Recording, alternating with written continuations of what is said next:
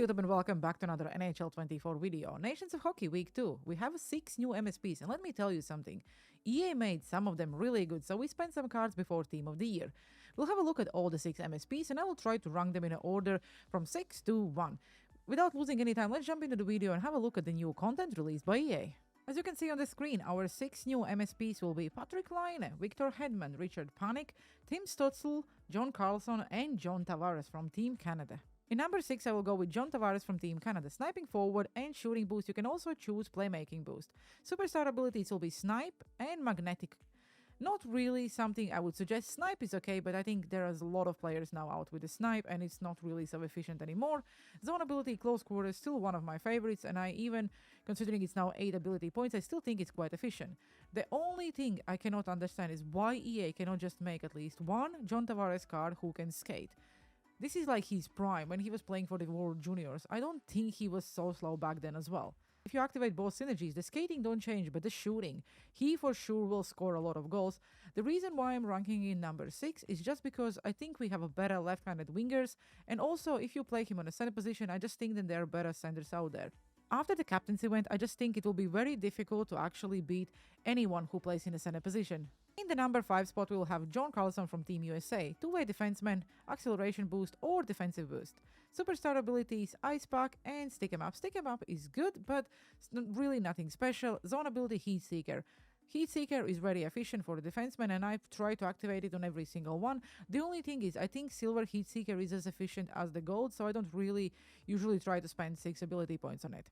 The only reason I'm ranking John Carlson as number 5 is because we just received an option to choose Seth Jones 89 overall Nations of Hockey on Christmas.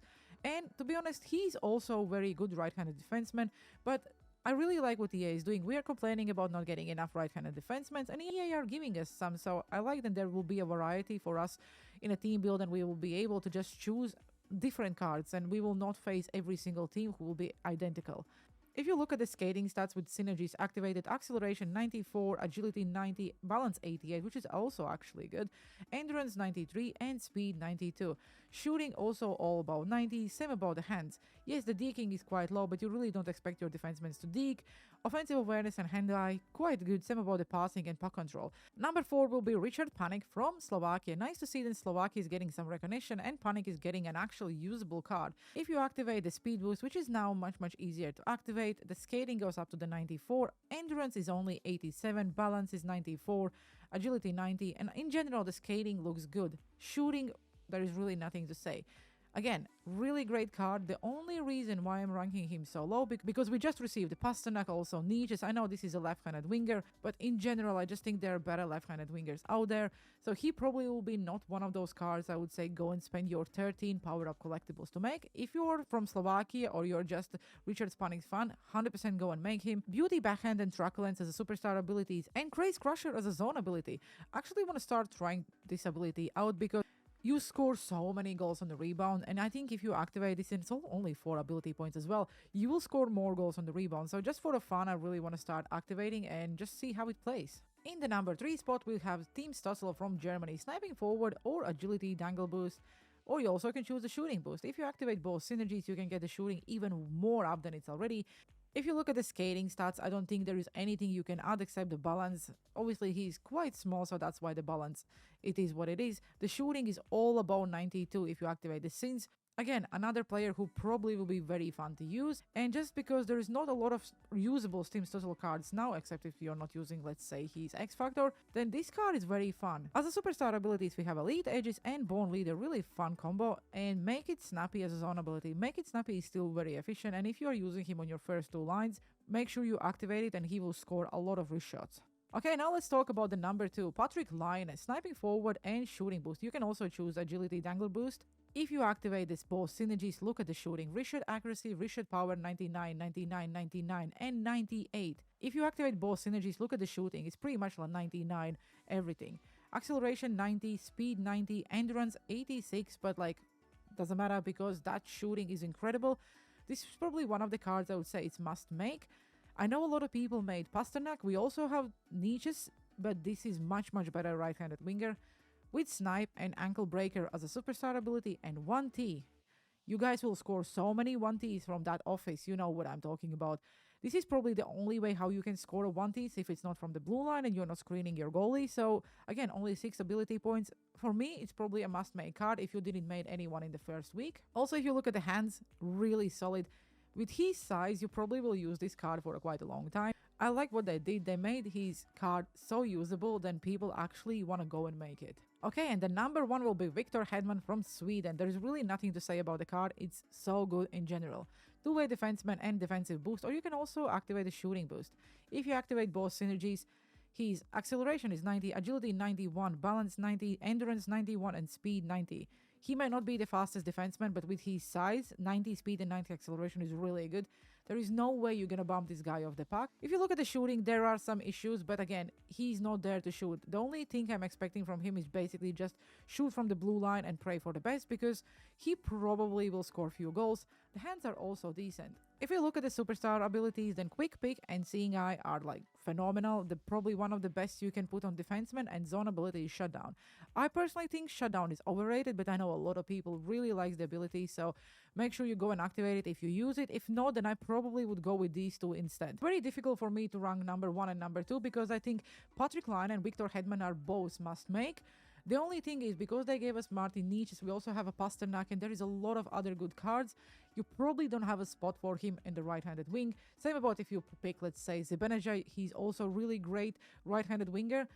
And you may be in the position where it's like, oh, okay, now I need to bench someone. Is Patrick Laine worth making 100%? Is Victor Hedman worth making also 100%? Victor Hedman probably will stay in your lineup longer because he's a very solid left-handed defenseman. And don't forget, the team builders will be gone in February, so you will start trading them in, and it will make Victor Hedman actually very useful. I think Patrick Laine will be replaced quicker, but again, depends how much are you grinding. After Team of the Year, a lot of players will basically be gone, and not everyone will play the game so much. With that being said, if you're not desperate for one player, I probably would suggest you wait and make any of these MSPs after Team of the Year, because the market will crash, everything will be super cheap, you will be able to buy the cards to get the power-up collectibles much cheaper than it's now. Also, if you are still grinding the objectives, we'll actually be able to earn enough power-up collectibles to get one MSP fully maxed out. So think about which one do you want more, Patrick Laine or Victor Hedman. And of course, we also have new moments. Make sure you go and do the moments, because it will give you power-up collectibles. So we have Panic tier set up. If you complete them, you get mini pack, 2 gold player packs. Gold for Team USA. Get points with John Carlson. That's pretty much all you have to do. Just get 2 points and then forget about it. Just, I don't know, do the puck ragging or stay in a corner. Once the game is over, you get a power-up collectible. Then you have Sweden. This is quite easy. You get 2 gold players and then you get another 2 gold players and 1,000 coins. Germany avoids relegation, 2 gold players and again 2 gold players, super easy as well. Hedman, score goals with Hedman, event collectible. So this is something you need to do if you want to go and make Hedman or Laine, because you will need that one collectible. Seeing double gold, power up collectible, all you have to do is just make sure you win the game. You don't care about who scores and how scores, just make sure you win the game and you get yourself another power up collectible. It is on Superstar, so it may be a little bit difficult if you're not very good at the game, but I think it's worth it. And of course, we also have Week 2 Nations of Hockey objectives. So complete 70 games and you get Nations of Hockey collectible. Again, you can just complete it and you will get enough collectibles to go and make one of the MSPs. It does show 70 games, but don't forget then the players stack. If you put your team full with the Nations of Hockey players, and I think they are now in every single pack, I'm talking about the low 82s, it's pretty much you can get 20 players in your team. So one game will count as 20 if you just stack your team with the Nations of Hockey players and go and play, let's say, squad battles on rookie. Score goals with Nations of Hockey players, again, you do that 35 times and you get a lead pack. Then you have to do that again, 140 games and you get a power-up collectible, 210 games, power-up collectible, 280 games, power-up collectible, and then any edicts with any Nations of Hockey players, and you get a mini NHL players pack, open 7 daily reward packs, and another power-up collectible. If you complete everything, you get another power-up collectible. So if you do Week 2 and Week 1, you will have enough power-up collectibles just to make an MSP from scratch. Like I already said, EA made Week 2 much better than Week 1. I unfortunately made Pasternak in Week 1, and now I had to basically refund all the collectibles because I probably will make Hedman, because I just think this card is so good and you really need it in your lineup. And in general, I just like to try out new cards. I could possibly just go and buy him, but unfortunately there is not a single one in the auction house, because I was like, you know what, I will not gonna spend any power-up collectibles before Team of the Year, I will just go and buy him. But so far, there was no one I could actually go and buy. So if you're selling one, make sure you put it in the auction house. One thing I really want to talk about is the pucks.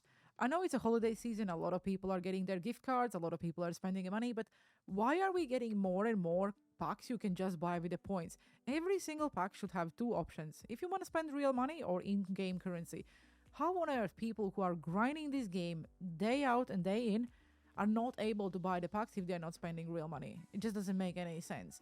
Also, like, what are the cost of these ones? For example, 3,000 points, 5 Winter Classic player packs. I'll do a separate video about the Winter Classic because I just think there is a lot we can need to go through that. But again, what are these packs? Starter offer week 2. 1,700 points. I know last week it was glitchy and a lot of people was getting a fully maxed out MSP. But again, you get an 82 overall Nations of Hockey player, 3 power-up collectibles, but you cannot buy it with the coins. What on earth? Some of these packs, it just doesn't make any sense. Okay guys, that's it for today's video. Let me know down in the comment section below. Are you making any of the new MSPs? What do you think about the content from week 1 and week 2? And hope you enjoyed. See you on the ice.